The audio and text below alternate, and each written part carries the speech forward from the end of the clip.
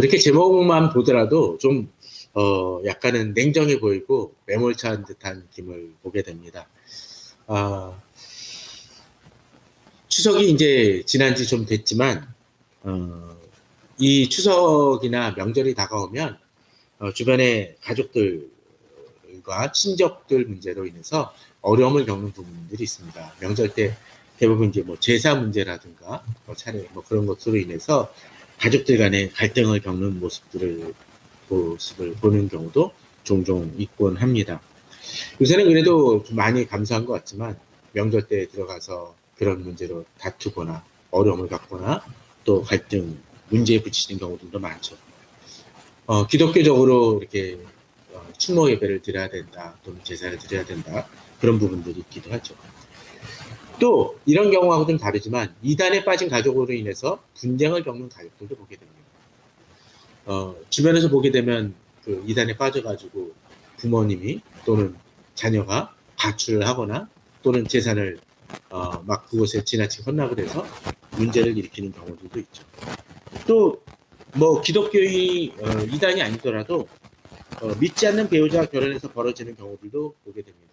뭐 11조는 뭐 두 번째 치고라도 헌금 내는 것 가지고도 왜 교회 가서 쓸데없이 바치느냐라고 얘기하면서 배우자랑 부딪히는 사람들의 모습도 종종 신방이나 상담을 하다 보면 보게 되곤 합니다. 이런 모습을 보면 우리는 어떻게 해야 될까요? 또 그 당사자라면 어떻게 해야 될까요? 어떤 때는 이런 것을 통해서 어떤 사람들은 종종 이런 경우를 마치 원수처럼 여기고 가족이어도 가족이 아닌 모습으로 냉랭하게 살아가는 경우들을 보게 됩니다. 최근에도 어떤 분이 추석 때 또 이 부모님을 만나면서 그런 부분들로 인해서 부딪히고 상처받고 힘들어하는 경우를 보면서 좀 마음이 안타깝고 짠했습니다. 그런 문제는 우리들에게 있습니다. 근데 오늘 본문이 꼭 그런 모습 같아 보이는 모습들이 있습니다. 그런 속에서 우리들은 어떻게 해야 될까요? 또 주님은 과연 이 말씀을 어떤 의도로 하신 것일까요? 사실 마태복음 10장 34절에서 38절에 보면 훨씬 더 단호한 얘기가 예수님의 말씀으로 나옵니다. 34절에 보면 이렇게 돼 있죠. 내가 세상에 화평을 주러 온 줄로 생각하지 말라. 화평이 아니요 검을 주러 왔노라. 내가 온 것은 사람이 그 아버지와 딸이 어머니와 며느리가 시어머니와 불화하게 하매니 사람의 원수가 자기 집안 식구리라. 재밌죠? 아버지와 다투게 되고 딸이 어머니와 며느리와 또 시어머니가 불화하게 하려 함이라고 되어 있습니다. 특별히 이런 문제는 신앙상의 문제라는 것을 알 수가 있죠. 예전에 주일학교 때 그 선생님 한 분이 있었습니다. 여자 선생님이 있었는데 집사님이었습니다. 근데 이 집사님이 자기 옛날 얘기를 하더라고요. 자기가 어렸을 때 부모님이 그 어머님이 교회를 안 다니셨대요. 신앙이 없었대요. 근데 주일날 되면 뭐 합니까? 교회 가지 말라고 하죠. 그래서 진짜 이분은 담을 넘어서 교회로 도망갔다는 얘기도 했던 적이 있습니다. 어떻게 해야 될까요? 쉽지 않습니다. 그리고 이 말씀은 과연 그런 얘기일까요? 사람의 원수가 자기 집안 식구입니다. 또 그러면서 주님은 또 단호하게 얘기하죠. 아버지나 어머니를 나보다 더 사랑하는 자는 내게 합당하지 아니하고 아들이나 딸을 나보다 더 사랑하는 자도 내게 합당하지 아니하며. 이게 뭡니까? 이거 신앙상에 부딪히면 가족을 버리라는 것처럼 비춰집니다. 실제로 제 주변에 어떤 분도 꽤 그래도 여러 가지 학식이 있고 공부도 많이 하시고 나름 합리적이라고 생각하시는 분들도 목회를 위해선 그러지 어떤 때는 부모님하고 떠나보내야 되고 뭐 그런 얘기를 하시는 분들도 있었습니다. 어떻게 해야 될까요? 또 그에 반해서 지금은 가족을 중시해야 된다는 이름 속에서 이 부목사 어느 교회 부목사님이셨는데 아내가 부르면은 쪼르르 바로 달려가고 사역하다가 제가 오늘 집사람이 불러서 빨리 가야 돼요라고 막 가시는 분들도 있습니다. 물론 급하게 가야 될 경우도 있지만 사역하다가 이 우선순위가 바뀌는 모습을 보면서 좀 당황스러웠던 모습을 보았다는 어떤 분의 얘기도 들었습니다. 어떻게 해야 될까요? 직장에서도 그런 부분은 있지 않습니까? 저 오늘은 수요 예배라서 야근 못합니다. 그래서 확 가버리는 분들도 있곤 합니다. 저도 직장 다닐 때 약간은 그런 고민을 좀 하기는 했습니다. 무슨 토요일마다 무슨 행사는 그렇게 많이 잡히는지. 예전에는 주 5일째 근무가 아니니까 토요일날 근무할 때도 많았지 않습니까? 체육대회 한다 그러면 어떻게 해야 될지. 쉽지 않습니다. 이 말씀을 보게 되면 우리가 어떻게 단호하게 보내야 될지를 보여주는 듯 싶습니다. 그러면서 얘기를 하죠. 자기 십자가를 지고 나를 따르지 않는 자도 내게 합당하지 아니하니라. 그러기에 이 가족을 또 십자가처럼 여기면서 다투고 난 뭐 심지어 심하게 그렇게 얘기하시는 분도 있죠. 넌 사탄이야, 당신 사탄이야 라고 얘기하시는 분마저 보게 되죠. 왼수라고 얘기합니다. 과연 그것이 성경적일까요? 주님은 과연 그런 의미를 보여주는 것일까요? 오늘 본문은 사실 그런 것처럼 비춰집니다. 저는 오늘 본문을 통해서 과연 우리들이 신앙과 가족과의 관계는 어떻게 해야 되지? 또한 우선순위라는 것은 과연 무엇인지를 좀 이 간서대 시리즈를 통해서 보았으면 합니다. 자, 오늘 본문을 보면 20절, 21절하고 31절, 35절로 나눕니다. 자, 20절에 보면 뭐라고 되어 있습니까? 집에 들어가시니 무리가 다시 모임으로 식사할 겨를도 없는지라. 무척 사역이 바쁘세요. 사실 널널한 사람들은, 시간이 좀 널널한 사람들은 뭐 가족들의 문제도 별반 덜 부딪히는 사람들이 많습니다. 가족 시간들이 널널함에도 불구하고 가족을 돌보지 않는 사람은 좀 문제가 있죠, 확실히. 근데 주님은 어땠나요? 집에 들어가시니 무리가 모입니다. 그럼 식사할 겨를도 없어요. 그 앞선 내용들을 보게 되면 어떤 내용들이 나오냐면 주님이 사람들에게 말씀을 가르치시고 병든 자들을 낫게 하시는 장면이 등장을 합니다. 또 심지어는 이 일들이 너무 과하니까 제자들 12제자를 세우시고 이름을 나오는 장면이 이 앞절에서 나옵니다. 너무나 바쁘고 어렵게 보내는 상황이죠. 그런데 이런 상황 속에서 어떤 일이 벌어지느냐 하면은 바로 오늘 본문에 나오는 것처럼 21절에 이제 예수의 친족들이 등장을 하고 있고 그 뒤에 31절에서는 누가 등장을 합니까? 예수님의 어머니 마리아와 그 동생들이 등장을 합니다. 사실 이 예수의 친족들하고 이 마리아를 동급으로 그냥 같이 묶는 경우가 있는데 사실 우리는 이렇게 신앙상의 문제로 인해서 주변 가족들이 두 가지 정도 반응을 나타낼 수 있음을 좀 봤으면 합니다. 먼저. 자, 첫 번째 뭡니까? 21절에 예수의 친족들은 어떡합니까? 가족들이 아닙니다. 친족들이에요. 듣고 그를 붙들러 나오니 이는 그가 미쳤다 함이라. 재미난 표현 아닙니까? 예수님의 친족들이 듣고 어떤 소문일까요? 예수님은 말씀을 전하시고 몇 병든 자를 낫게 하시는 그 소문들입니다. 그걸 듣고 와, 우리 가문에 정말 대단한 사람 나왔다, 선지자가 나왔다라고가 아니라 뭐예요? 듣고 붙들러 나옵니다. 이게 뭡니까? 정상적이지 않다라는 것이죠. 그리고 뭐예요? 이는 그가 미쳤다 함이라. 특이하지 않습니까? 왜 그럴까요? 만일 이럴 수 있을 것 같아요.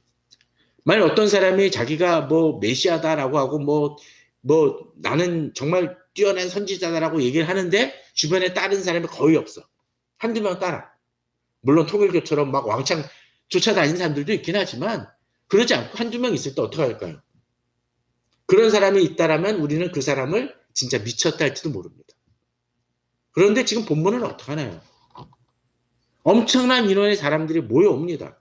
또 어떤 일이 벌어져요? 너무 몰려와서 어떡합니까? 밥 먹을 시간도 없을 정도예요. 그리고 그 말씀을 이 친족들도 어쩌면 들었을 것입니다. 그런데 뭐라고 얘기합니까? 붙들러 나온다는 얘기는 주님의 사역을 부정한다는 얘기고 또 그리고 어떻게 해요? 미쳤다라고 얘기를 하면서 주님에 대한 평가를 내리고 있음을 보게 됩니다. 어떤데 우리 주변엔 그럴 수 있습니다. 마가복음 3장 이어지는 본문을 보게 되면 이들의 태도가 어떠했는지를 실제로 친족들이 왜 이런 생각을 갖게 했는지 보여줍니다. 자, 이어지는 본문 그 21절에서 22절에서 30절까지는 지금 저희들이 읽지 않았는데 그 내용을 보면 무슨 내용이 나옵니까? 예루살렘에서 내려온 서기관들은 그가 바알세불이 짚혔다며 또 귀신의 왕을 힘입어 귀신을 쫓아낸다 하니. 얘기는 뭐예요? 주님이 역사를 행하는데 그게 자기 능력이 아니라 뭐예요? 귀신을 통해서 귀신을 쫓아낸다는 거예요. 더더군다나 그렇게 얘기한 사람이 뭡니까? 예루살렘에서 내려온 서기관들. 나름 말씀을 제대로 가르치고 성경을 연구하는 사람들입니다. 요새식으로 하면 신학자들. 가끔 그럴 때 있어요. 열심으로 주님 안에서 개혁을 꿈꾸며 행하는 목사님들 중에는 이단이거나 뭔가 비성경적인 사람이라고 치부되는 분들이 종종 있습니다. 그것도 교단에서 그런 결정을 하면서 주의하라고 얘기합니다. 제가 아는 어느 출판사 대표님도 그렇습니다. 좋은 책들을 많이 내는데 비판을 받습니다. 왜냐하면 이분이 교회 비판을 많이 했다고 해서 거의 이단식 취급하고 가까이 하면 안 될 사람으로 그렇게 취급하기도 합니다. 그러게 그 말씀은 어떻게 그들의 얘기는 좀 권위가 있어 보이기도 하죠. 그런데 23절에 뭐라고 되어 있습니까? 예수께서 그들을 불러다가 비유로 말씀하되 사탄이 어찌 사탄을 쫓아낼 수 있느냐라고 얘기합니다. 말이 안 된다라는 거죠. 물론 가끔 그런 경우도 있는 것 같아요. 너무 고통이 심한 사람한테 마약 주사를 놓게 되면 마약을 먹게 되면 어떡합니까? 그 통증이 사라져가지고 아픈 것도 모를 수 있어요. 그러나 그건 일시적인 현상이죠. 그러니까 지금 무리들이 많이 모이고 많은 사람들이 낫고 귀신 들린 것만 나가는 것이 아니라 병든 자까지 낫는 상황 속에서 이거는 일부분을 보고서는 왜곡하고 과장하고 가감하는 행동인 것입니다. 서기관들의 행동. 주님 그렇게까지 말씀하시는 이유가 뭡니까? 30절에 의하면 이는 그들이 말하기를 더러운 귀신이 들렸다 합니다. 주님의 사역을 왜곡하는 모습이 보여집니다. 우리 주변엔 그런 경우들이 종종 있습니다. 우리 사역하지만 욕을 먹을 때가 있습니다. 사역하지만 그것을 잘 보지 못하고 흔들어 버리려고 하는 사람들이 있습니다. 그런데 그 이유가 뭘까요? 그렇게 보는 이유가 뭘까요? 그 중에 첫 번째 이유는 바로 그런 것 같습니다. 예수의 친족들이 듣고 그를 붙들러 나오니 했었을 때, 자, 지금 이 친족들은 예수님의 메시지를 직접 들은 겁니까? 그게 아닌 거예요. 소문을 듣고 온 것입니다. 그럴 수 있는 것 같아요. 어떤 우리가 최근처럼 SNS가 활발히 진행되어지는 상황 속에서는 그런 일들이 더 많은 것 같습니다. 어떤 기사를 제대로 보고 사실을 파악하기 이전에 주변의 소문들을 가지고 어떻게 하죠? 미리 판단을 내고 규정하고 어떤 때는 악마화하는 경우들도 있습니다. 또 부풀리는 경우들이 있죠. 최근에 우리나라에 그런 게 참 많은 것 같아요. 심지어 메이저 언론들조차도 리걸 언론이라는 데조차도 어떻게 행하나요? 메가시 언론이라는 데조차도 어떤 때는 어느 한 기사가 뜨면 그걸 그대로 복제해 갖다 쓰는 경우들이 있어요. 사실 확인도 안 하고. 또 주변에 어떤 조그마한 이슈나 어떤 그냥 유튜버나 좀 나중에 나름의 SNS에서 알려진 사람들이 한마디 한 거 부풀리거나 과장하는 경우들도 있습니다. 우리는 분별할 수 있어야 돼요. 내가 사실을 직접 보고 판단 내릴 필요가 있다라는 것이죠. 그래서 저는 보통 SNS에 제 자신이 기사들을 언론들을 포털할 때도 균형 잡히게 다 봅니다. 마음에 안 드는 언론도 있죠. 그러나 그럼에도 불구하고 양쪽 의견을 들음을 통해서 제가 종합하려고 노력을 합니다. 또 더더군다나 되도록이면 어느 유튜버나 그런 사람들이 또는 어떤 SNS에 누가 블로거가 하는 것이 아니라 그 언론 자체에서 쓴 기사를 되도록이면 주목을 하곤 합니다. 그 이유가 뭘까요? 사실 자체가 중요하기 때문이죠. 특별히 이 친족들은 그러지 못한 모습을 보게 됩니다. 이들이 또 이렇게 내렸던 이유가 있습니다.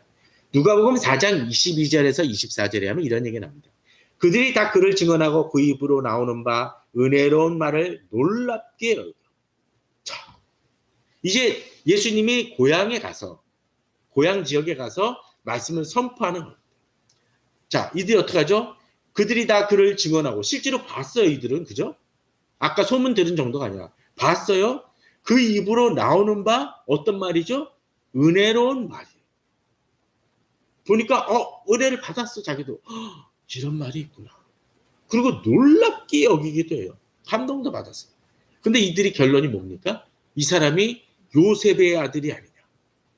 저기 저 집 아들 아니야? 그 집 아들? 그 아버지는 목수잖아. 돈도 없고 찌질이도 가난한 그 가정. 그 얘기는 뭡니까? 폄하하기 시작을 했다라는 거예요. 그리고 뭐라고 얘기하나요? 예수께서 그들에게 이르시되 너희가 반드시 의사야 너 자신을 고치라 하는 속담을 인용하여 내게 말하기를 우리가 들은 바 가버나움에서 행한 일을 내 고향 여기서도 행하라 하리라. 그렇죠. 지금 봤으니까 멀리서 소문이 아니라 이제 직접 내가 봐야겠다라는 거예요. 근데 봤어요, 이들은. 그렇지 않습니까? 고향에서 그 일을 주님이 다른 데서 행했던 일을 했으니까. 그런데 평가는 아니라는 거예요. 무시한다는 거죠. 다른 곳에서는 주님을 떠밀려기도 하고 폄하하고 욕도 하고 귀신 들렸다라고도 얘기를 하는 본문이 다른 곳에 있습니다. 그러기에 주님은 누가복음 4장 24절에 이렇게 합니다. 또 이르시되 내가 진실로 너에게 이르노니 선지자가 고향에서는 환영을 받는 자가 없느니라 하니라. 우리 주변에선 이런 사람들이 종종 있습니다. 이렇게 왜곡을 합니다. 내게 너무 가까운 사람 이름 속에서 그 사람을 폄하하고 판단합니다.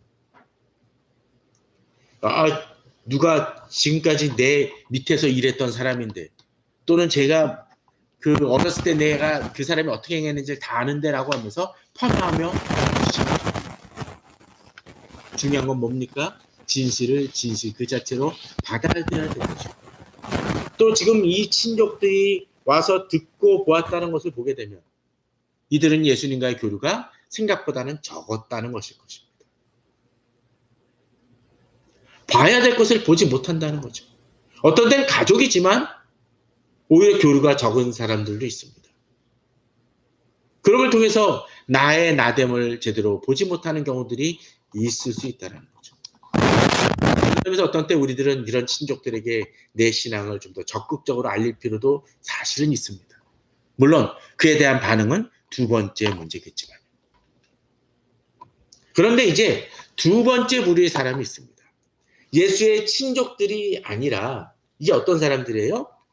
그때 예수의 어머니와 동생들이라고 되어 있습니다.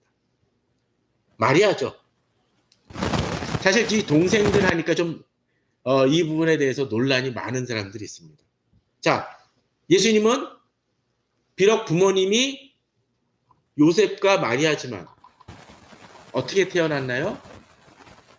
그 동정녀 마리아인 상태 속에서 나지 않았습니까? 그래서 카톨릭 쪽에서는 이 마리아를 성모라고 얘기하면서 이 높이기 위해서 이렇게 얘기를 하죠. 그 뒤에도 요셉과 관계를 갖지 않았다라고 주장을 합니다. 그래서 이 동생들 얘기를 했었을 때 이 동생들을 뭐라고 얘기하냐면 사촌 동생들이라고 얘기합니다. 그러니까 성경을 자세히 보고 여러 서신서들 예를 들면 야고보서가 그 예수님의 제자 야고보가 아니라는 걸 알고 계시죠? 그렇고 또 유다도 그렇고요. 그런 부분들을 보게 되면 바로 예수님이 어떻게 해요? 그 동생들도 그 주님의 일을 행하고 거의 사도적인 역할을 행했음을 나중에 알게 됩니다. 바로 요셉과 마리아 사이에서 태어난 그 동생들이라는 거죠. 자, 그런데 어찌됐건 간에 어머니와 동생들이 와서 이제 사람을 보내어 예수님을 부르는 장면이 등장합니다. 그 얘기는 뭘까요? 아마도 친족들처럼 뭐 귀신 들렸다, 잡으러 왔다 그런 얘기는 아니었을 것입니다. 그러나 그럼에도 불구하고 아마도 그들 마음속에는 주저함과 걱정이 있었을 것 같아요. 논란이 되어지니까 이 문제를 어떻게든 수습해주고 어쩌면 그렇게 얘기하고 싶었을지도 모르죠. 좀 좌중해라. 좀 천천히 가자라고 얘기했을지도 모를 것 같습니다. 그런 증거가, 그런 판단을 할 수 있는 저 목사님 좀 지나친 생각 아닐까요? 라고 생각하실지 모르지만 본문을 조금 더 주의 깊게 보게 되면 알 수 있을 것 같습니다. 어떤 부분 때문일까요? 자, 보십시오. 31절에 그때입니다. 예수의 친족들이 잡으러 오고 예수님이 귀신으로 쫓아낸 것이 아니다라고 얘기했던 그 상황입니다. 그런데 그때 어떤 일이 벌어지나요? 그때 예수 동생들이 왔는데 어디서 부르나요? 지금 밖에서라는 거예요. 그리고 어떻게 해요? 사람을 보내어 예수를 부리. 밖에 서서 부릅니다. 그건 조용히 만나고 싶었던 것 같아요. 그리고 어쩌면 물론 사람이 많아서 도저히 들어갈 수 없었을지 모르지만 그래도 들어갈 수 있었을 거예요. 웬만하면. 근데 굳이 밖에 서서 사람을 보내어 예수를 불렀다는 것을 보면 이 소란하고 흥분된 분위기 속에서 조용히 얘기하고 싶었던 거예요. 그런데 곰곰이 생각해 보십시오. 예수님의 어머니였던 마리아는 어떤 사람이었습니까? 천사의 계시를 직접 예언을 들었던 사람이요. 그 아버지도 마찬가지죠. 또 어떠했나요? 바로 세례 요한의 어머니와 이야기를 나누고 예언을 하고 찬양을 하고 또 성경에 예수님께서 자라나신 그 과정을 보게 되면 어떤 이야기들이 나옵니까? 그 모든 일을 주목하더라라고 하면서 예수님이 어떻게 크셨는지를 알았던 사람입니다. 그러나 그럼에도 불구하고 지금 이 상황 속에서는 어떻게 해요? 주변인의 모습을 보게 됩니다.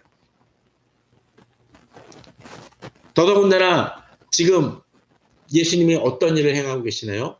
무리들을 어떻게 하죠? 무리들이 주님을 둘러싸고 있고 또 그 사람들이 치유도 받고 말씀도 받는 상황 속에서 지금 예수님의 어머니와 동생들은 어디 있나요? 그 중심이 아니고 그 바깥쪽에 있습니다. 그래서 예수님을 부르는 데 있어서도 어떡하죠?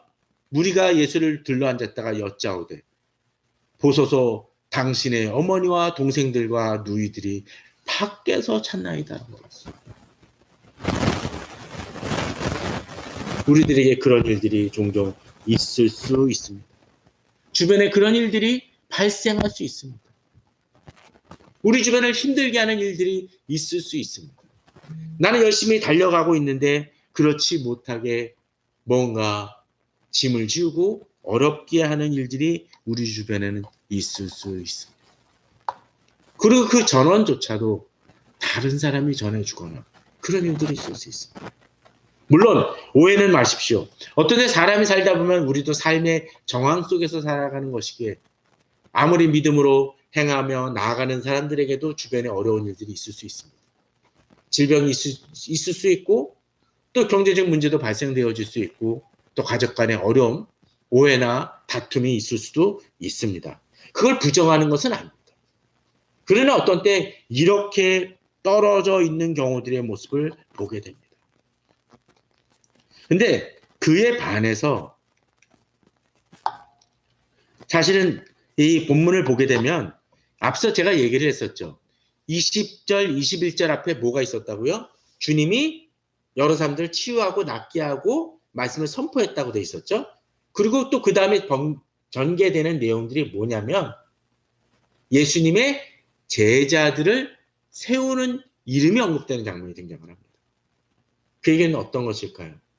주님이 혼자 이 일을 감당하시는 것이 아니라 맡기며 재생산과 양육이 이루어질 수 있도록 12사람을 세우고 그들이 이 일을 맡을 수 있도록 맡기는 작업이라는 거죠. 그런데 그 과정 속에 예수님의 가족들은 있습니까? 사실은 없습니다. 또 이제 저녁을 먹기 위해서 저녁도 먹을 시간이 없을 정도로 바쁜 상황 속에서 무리들이 몰려온 상황 속에서도 그 가족들은 밖에 있음을 보게 됩니다. 그런 상황 속에서 사람들이 당신의 어머니와 동생들과 누이가 찬나이다라고 얘기를 했었을 때, 이제 주님께서 바로 오늘 제목과 같은 질문을 이제 하시죠. 대답하실 때 누가 내 어머니며 동생들이냐 하시고라고 얘기했습니다. 사실 이 말씀 무척 냉정해 보입니다. 편을 가르는 것 같고 구분 짓는 것 같습니다. 저는 이 구절이 참 난감했었고 어렸을 때부터 꽤 좀 불편해 보였습니다. 사실 그럴 거예요. 그리고 우선 주님께서 하신 얘기가 뭔가요? 둘러앉은 자들을 보며 이르시되 내 어머니와 내 동생들을 보라고 얘기합니다. 이들이 어머니이고 동생들이라고 얘기합니다. 또 그러시면서 얘기하죠. 누구든지 하나님 뜻대로 행하는 자가 내 형제여 자매여 어머니라 라고 얘기하면서 마치 구분을 짓고 이제 연을 끊는 것처럼 보여집니다. 그럼 앞서 제가 처음에 얘기했던 그 많은 일들 속에서 어떤 사람이, 어떤 가족이 또는 아내나 남편이나 또는 자녀나 부모가 이렇게 반응한다면 우리는 어떻게 해야 될까요? 주님의 말씀처럼 이 말씀을 하고선 이제 연 끊읍시다 라고 얘기를 해야 될까요? 심지어 어떤 사람들은 이혼까지 하는 경우들을 보게 됩니다.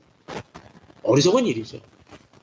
그러면서 저쪽 사람이 저랑 더 하나님의 뜻에 부합한 사람이다라고 얘기를 하는 것이죠. 그래서 어떤 분은 그걸 가지고 야단을 치시죠. 이미 당신은 이미 이렇게 했다고. 본문은 그걸 얘기하는 겁니까? 어떻게 보면 그렇게 비춰지기도 합니다. 그런데 본문을 곰곰이 살펴보고 주변을 살펴보면 꼭 그것이 아니라는 걸 알 수 있습니다. 저는 예전에 이 본문을 보고 다뤘던 이 예술 영화로 유명했던 거 혹시 기억하십니까? CCC에서 요새는 또 상영하는지 모르겠지만 CCC에서 그 전국을 돌아다니면서 그 많이 했던 그 영화가 예수라는 영화가 있습니다. 복음서에 기초해서 예수님의 일대기를 만든 영화죠. 거기 예수님의 모습은 복원을 그렇게 했는지 모르지만 다 머리가 약간 단발형이고 그래가지고 조금 어색해 보이긴 했지만 참 인상적이었습니다. 전 이 영화에 대해 또 추억도 있습니다. 대학교 시절 그 중고등부 수련회를 아주 작은 교회에서 했었을 때가 있었는데 포천인가 어딘가에서 했었던 기억이 있는데 야외에서 영화를 상영한다고. 그 당시 필름 카메라, 필름 영상이었기 때문에 전기를 한 100m를 끌어오고 그래서 청계천에 가서 그 전기줄도 사서 있기도 하고 또 비 오는 와중이었기 때문에 빗속에서 그 영화를 봤던 기억이 납니다. 그런데 저는 그 얘기를 하려는 게 아니고 거기서 바로 이 장면을 다룬 장면이 나옵니다. 근데 확실히 이 문장으로 표현하는 거하고 영상을 표현하는 거하고 참 다를 수 있겠구나라는 느낌이 들었는데 이렇게 주님께서 이제 예수님의 역할을 맡은 사람이 누구든지 하나님의 뜻대로 행하는 자가 내 형제요, 자매요, 어머니라라고 얘기를 한 다음에 여기서는 전혀 그런 부분이 나타나지 않지만 영상 속에서는 그렇게 표현을 합니다. 어떻게 표현을 했을까요? 예수님이 이 말씀을 하시고 일어나 나가시는 장면이 등장을 해요. 그게 뭘까요? 이렇게 얘기를 하시고 가서 만나러 가셨다. 아, 그럴 수 있겠구나라는 생각을 그때 중고등학교 때 했습니다. 그럴 수 있지 않을까요? 그런 생각 안 드십니까? 물론 본문이 없기 때문에 그렇게 주장하는 것도 무리수있지 않습니다. 제가 그 얘기를 하는 이유 중에 하나는 주님이 그냥 이 얘기로서 가족들과의 관계를 끊으신 분은 아니라는 거예요. 주님의 가족들을 전혀 돌보시지 않았나요? 성경에 보게 되면 모세나 바울은 아주 단호합니다. 복음에 대한 강조를 얘기하고 많은 문제를 지적을 하고 다투기도 합니다. 그런데 출애굽기 32장 11절에서 13절 사이에 보게 되면 어떤 내용들이 나오냐면 그 바로 이스라엘 백성들을 애굽에서 출애굽시키고 이끌었는데 그들이 어떻게 행하나요? 우상 숭배를 하고 금송아지를 섬깁니다. 그래서 하나님이 진노하셔서 내가 얘네들을 다 쓸어버리고 본문을 보게 되면 바로 이들을 다 쓸어버리고 너 혼자서 이제 새로운 민족 만들겠다라고 하나님께서 말씀하십니다. 그때 어떤 일을 행하나요? 모세가 이르게 합니다. 여호와여 어찌하여 큰 권능과 강한 손으로 애굽 땅에서 인도해내신 주의 백성에게 진노하십니까? 애굽 사람에서 건지시고서는 이들을 멸하시면 안 됩니다. 사람들이 오해합니다라고 얘기를 합니다. 주의종 아브라함과 이삭과 이스라엘을 기억해달라고 얘기합니다. 그러고선 나중에 하는 얘기가 그 얘기입니다. 차라리 안 데려가실 거면 저도 버리십시오라고 얘기합니다. 모세는 금송아지 사건을 보면서 나중에 분노해서 십계명을 깨뜨리기도 하고 그것을 갈아서 먹이기도 하고 그걸 주도했던 몇몇 사람들 죽이기까지 했었습니다. 근데 그럼에도 불구하고 정말 자기를 어떤 때 배신하기도 하는 이스라엘 백성들의 위해서 뭐예요? 자기 목숨을 걸고 자기도 차라리 죽여달라고까지 얘기하는 기도를 올립니다. 이중적처럼 비춰지지만 단호한 부분에서 단호하면서도 그 신앙의 끈을 놓지 않는 모습을 보게 됩니다. 또 이 사람뿐입니까? 바울도 그랬습니다. 바울은 아주 단호했습니다. 대제사장들이나 어떤 때 서기관들을 비판하고 바리새인들을 꾸짖기도 했습니다. 그리고 복음에 대한 강조를 하면서 뭐라고 얘기하느냐, 헬라인이나 유대인이나 구분이 없다라고까지 얘기했습니다. 바로 예수 그리스도의 십자가를 붙들지 않는다면 어떻게 해요? 유대인도 유대인이 아니니까 벌어질 것이다라고처럼 얘기를 합니다. 근데 로마서 9장 1절에서 3절을 보게 되면 이제 그런 얘기들이 나옵니다.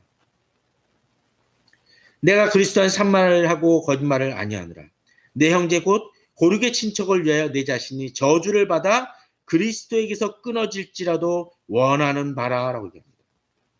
무슨 얘기입니까? 바로 바울은 자기 민족이 구원받기 위해서 최대의 노력을 하고 그들이 구원받게 하기 위해서 자기 목숨까지 걸겠다라고 얘기합니다. 그것을 보게 되면 마치 편파적이고 한쪽에 치중된 것 같지만 인간적으로 또는 자기 민족의 혈연의 관계를 부정하는 것은 아니라는 것을 보여준다는 것이죠. 예레미야가 그랬었고 많은 선지자들이 그런 모습을 봅니다. 예레미야나 이사야는 이스라엘 백성들을 위해서 엄격하게 너희들이 끊어질 것이고 벌어질 것이다 라고 얘기하지만 그러고 난 다음에 남은 자 구루터기 같은 이들을 얘기합니다. 그럼에도 불구하고 하나님이 그들을 놓지 않으신다는 거죠. 그런데 바로 예수님의 그 부모님에 대한 그 어머니 마리아에 대한 모습을 보여줍니다. 19장이죠. 이때는 언제입니까? 바로 예수님께서 십자가에 달려 돌아가실 때입니다. 그때 어떻게 하나요? 그 어머니와 이모와 글로바의 아내 마리아와 막달라 마리아가 섰는지.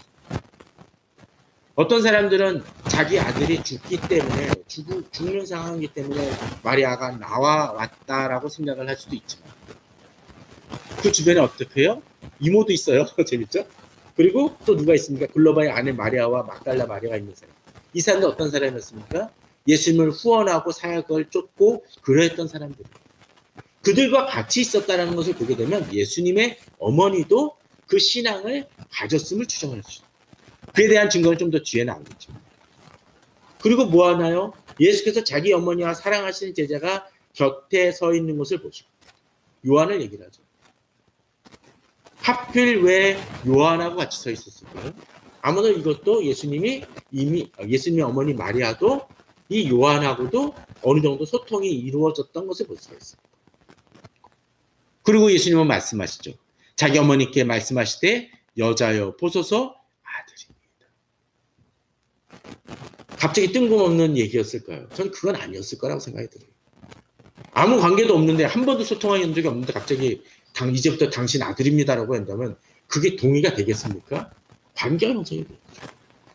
또 제자에게도 얘기합니다. 제자에게 이르시되 보라 내 어머니라 하신데 그때부터 그 제자가 자기 집에 몫이다. 대단한 일 아닙니까? 십자가 상인데 말이 됩니까? 주님은 이들을 어머니를 배려했던 모습입니다. 그리고 어떤 일이 벌어집니까? 사도행전 1장에 보면 이런 얘기도 나옵니다. 예수님이 승천하신 후에 가서 기도하라고 얘기하죠. 그때 어떤 일이 벌어집니까? 들어가 그들이 유하는 다락방에 올라가니 베드로, 요한, 야고보, 안드레아, 빌립, 도마, 바돌로메, 마테와 및 알페 아들 야고보, 실로지, 시몬 이런 사람들은 다 있는 사람들이고 그죠? 제자들이니까. 또 어떻게 해요?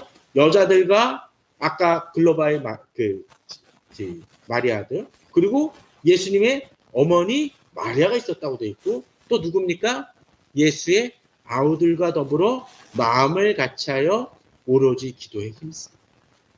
이 기도함을 통해서 그 당시 성령 세례를 받았던 오순절 성령 사건이 바로 이들을 중심으로 이루어짐을 보게 됩니다. 한 100명이 넘는 인원들이. 자, 이것을 보게 되면은 이들이 갑자기 십자가에 달려 돌아가시니까 이제부터 믿어야겠다라고 그렇게 나섰을까요? 그게 아님을 보죠. 물론 사역 초기에는 그 주변에 머물고 그냥 멈춰 있는 듯이 보여지고 오히려 걸림돌이 되는 모습들마저도 보여지기도 했었지만 여겨지기도 했었지만 어떤 일이 벌어져요? 이들도 신앙의 중심으로 나오는 역사가 벌어집니다. 예수님께서 얘기했었던 누가 내 어머니요 동생들이냐 했었을 때 또 하나님 뜻대로 행하는 자가 내 형제요 자매요 어머니이다 했었을 때 주님은 이 가족들을 놓으신 것이 아니라는 것을 보여준다는 거죠.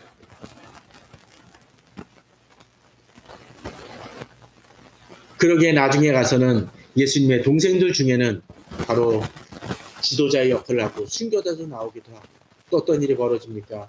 또 예수님의 이 성경을 쓰는 그 사람으로서 또 이름이 기록되는 또 가톨릭 쪽에서 우리하고는 결이 다르긴 하지만 그 마리아를 그렇게 높이는 그 모습을 보게 됩니다. 어떤 마리아가 믿음을 가졌는지는 우리가 익히 알 수 있다.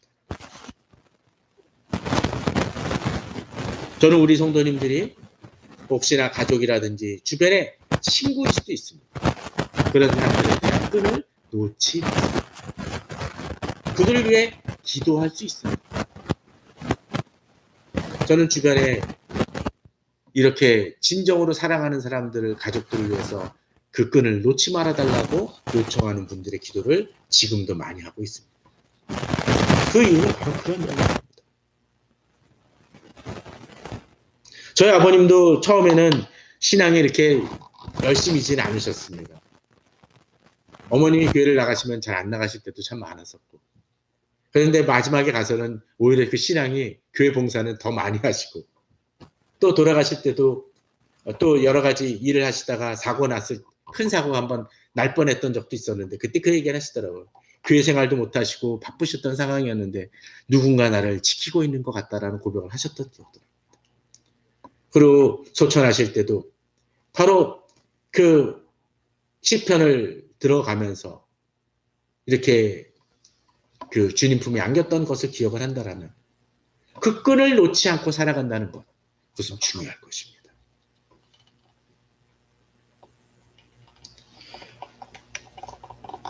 마태복음 6장 33절에는 이 구절이 나옵니다. 그런즉 너희는 먼저 그의 나라와 그의 의를 구하라. 그리하면 이 모든 것을 너에게 더하시리라. 이 얘기는 주님 것과 우리 가족을 다 구분하고 살아가는 의미가 아니라 진정 주님을 바라보면서 나의 가족을 여기고 나아간다는 거죠. 내 힘만으로는 어떤 때 믿지 않는 가정이나든지 주변 이들을 도울 수 없을지 모릅니다. 그들을 주님께로 이끌 수 없을지 모릅니다.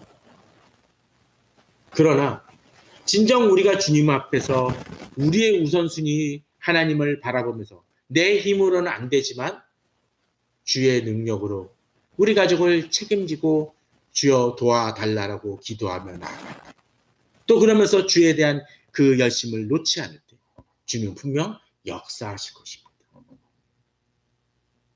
어떤 때는 가족 문제만이 아니라 여러 가지 우리 주변의 삶의 문제도 그러할 것입니다. 저는 우리 성도님들이 그러한 믿음으로 나아가시길 바랍니다.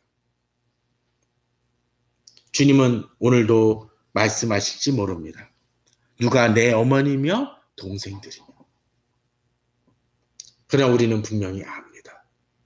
우리가 주님 안에서 그 끈을 놓지 않고 믿음으로 나아갈 때 진정 그 영역은 확장되어지고 우리가 포기하지 않는 한 주님도 그들을 포기하지 아니 우리가 포기할 때조차도 주님은 그들을 품으시고 인도하실 것이라는 겁니다.